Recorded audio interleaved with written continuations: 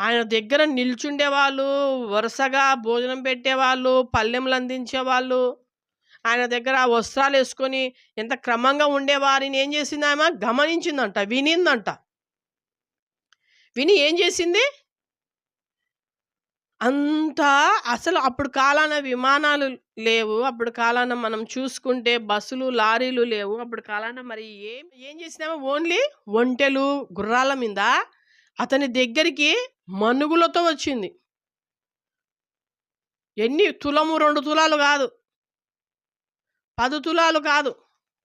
మనం ఇక్కడ చూసుకుంటే ఏముంది? ఎన్ని తీసుకొనొచ్చిందేమో ప్రభు దగ్గరికి? సొలొమోను మన్నిందంట ఆమె. ఆయన తిండి ఏ రీతిగా పెడుతున్నాడు జనాలకు? ఆయన ఏ రీతిగా క్రమపద్ధతిగా బలులు అర్పిస్తున్నాడు? ఏం చేస్తున్నాడు? ఒక అన్యురాలికి అవసరమా? అంటే చూసి తెలుసుకుంటారు అన్యులు. చూసి కూడా తెలుసుకుంటారు. ఏమని చెప్తారు? చూసి కూడా ఆ విషయాన్ని ఏ రీతిగా ఉన్నారు? ఫలాని వ్యక్తి మందిరం కడుతున్నాడు అంటే ఏ రీతిగా ఉంటున్నాడా? కూడబెట్టుకుంటున్నాడా? లేక వాటి ద్వారా ఏమన్నా లయం చేస్తున్నాడా? ఏం కనపడింది ఈమెకు? నిర్దోషత్వం కనపడింది.